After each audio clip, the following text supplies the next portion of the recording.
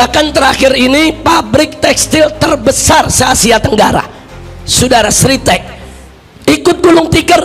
Mestinya ini menjadi perhatian pemerintah. Apakah mereka disuntikan dana, dibantu, atau mereka diambil alih oleh negara, saudara? Tapi ini enggak dibiarkan. Begitu semua bangkrut, tahu-tahu teriak, saudara. Oh, tadi pagi ada orang dari negeri Cina datang ke kantor saya. Ada 2 tuh sudah datang ke saya. Dia mau bangun pabrik tekstil terbesar sedunia di Indonesia ini. Itu coba menteri saya siapkan tuh surat-surat untuk tanahnya. Apa, saudara? Ini kok jadi menteri rasa preman, saudara?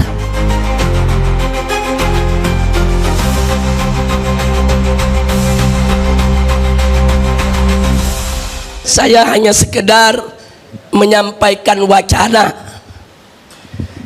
Saya beberapa waktu yang lalu diskusi dengan beberapa pakar ilmu politik dan dengan beberapa politisi. Saya mengkritisi sepanjang yang saya alami berdasarkan pengalaman, pengamatan, saudara, dan penelitian. Saya lihat rusaknya kita punya negeri saat ini. Kenapa sulit untuk diperbaiki? Karena kerusakannya dari sistem. Kalau sistem sudah rusak, akan sulit kita perbaiki. Ibarat tubuh kita, ada orang nih punya badan, saudara, banyak kudis atau koreng sekujur tubuhnya. Kemudian berobat ke dokter. Begitu berobat ke dokter, ternyata ketahuan bahwa dia punya penyakit pada darahnya. Nah, tapi kemudian si dokter itu ngobatin korengnya satu-satu. Koreng ini diobatin pakai salep, koreng ini diobatin pakai obat, saudara. Baik koreng yang di sini muncul di sini, baik di sini muncul di sana.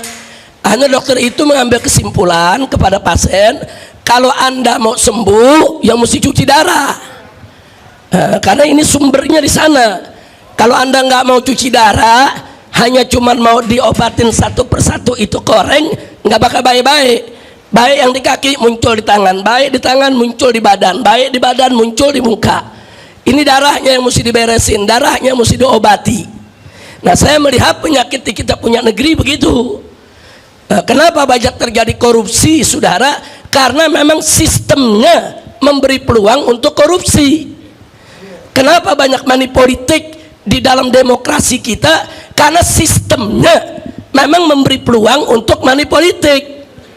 Ini yang jadi persoalan. Jadi walaupun kita teriak-teriak mengharamkan, walaupun MUI sudah keluarkan fatwa haram, saudara, walaupun kita sudah sosialisasikan ke masyarakat untuk tidak mendukung money politik, saudara, tapi karena sistem perpolitikan di negeri kita memberi peluang untuk itu, maka money politik nggak bakal pernah bisa diatasi. Bahkan sekarang sudah mulai ada usulan money politik itu supaya dilegalkan.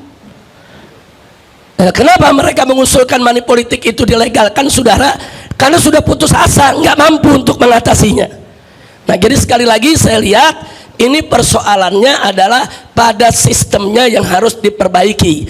Kalau sistemnya baik, semua peluang-peluang kemunkaran ditutup, insya Allah kemunkaran tersebut nggak bakal merajalela, termasuk korupsi.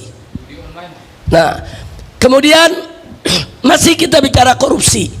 Sudahlah, jangan ngejek-ngejek korupsi.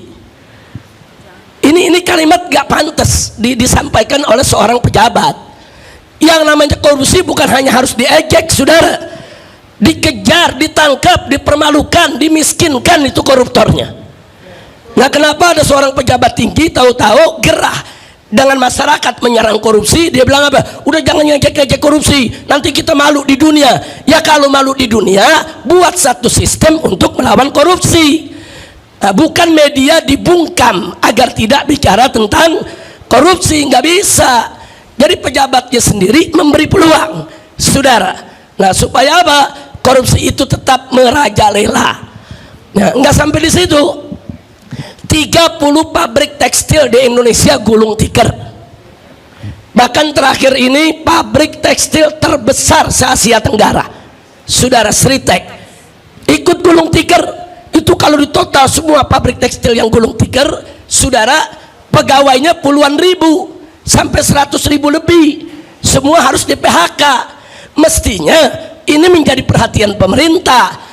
Apakah mereka disuntikan dana, dibantu, atau mereka diambil alih oleh negara, saudara, untuk menyelamatkan pabriknya dan menyelamatkan pekerjanya. Tapi ini enggak dibiarkan. Begitu semua bangkrut, tahu-tahu teriak, saudara. Oh, tadi pagi ada orang dari negeri Cina datang ke kantor saya. Ada 2 tuh sudah datang ke saya. Dia mau bangun pabrik tekstil terbesar sedunia di Indonesia ini. Itu coba menteri saya siapkan tuh surat-surat untuk tanahnya. Apa, saudara? Ini kok jadi menteri rasa preman, saudara? Ini apa macam ini kok negara diatur kayak warung kopi, saudara? Ngomong seenaknya, nggak ada sopan-sopannya. Jadi bukan seenaknya ngomong, tersebar kok, viral kok, saudara. Silakan lihat bagaimana gayanya bicara, saudara. Oh, tadi itu ada dari Cina, ada 2 tuh datang ke kantor saya. Dia mau bikin itu pabrik tekstil internasional terbesar di dunia. Nah, itu nanti kita siapkan aja tanahnya di sini. Coba disiapkan itu tanahnya, disiapkan. Ini negara, ada regulasinya, ada aturannya. Ini negara bukan punya bapak moyangmu. Nggak bisa dong ngatur negeri begitu, saudara. Dan saya masih heran, orang semacam ini selalu diberikan kesempatan untuk mengatur negeri. Nah, jadi sekarang ini itu tadi saya katakan, saudara, ini yang rusak di negeri kita. Kenapa? Ada orang-orang model begini, saudara, karena aturannya memberi peluang untuk pejabat seperti itu, saudara. Jadi saya pikir terlalu panjang kalau kita mau bicara soal ini. Tapi nanti seperti yang Prof. Laila tadi ingatkan, insya Allah yang begini nanti akan kita kumpulkan. LSM, ormas-ormas, saudara, yang cinta kepada negeri, saudara, baik ormas Islam maupun ormas nasionalis dan lain sebagainya. Para pakar, saudara, ayo kita duduk bareng, ayo kita diskusi, ayo kita cari strategi bagaimana menyelamatkan NKRI. Jadi jangan dipikir selama ini saya diam, 2 tahun saya tahanan rumah, nggak boleh keluar kota, saudara, tahanan kota. Kemudian dipikir kita tidak memperhatikan itu semua. Enggak, kita perhatikan perilaku mereka, saudara. Maka kadang-kadang di beberapa acara saya sebut negeri ini sedang diatur oleh orang-orang brengsek, saudara. Nah, kalau orang-orang brengsek ini dibiarkan, maka akan hancur kita punya negeri. Nauzubillah min dzalik.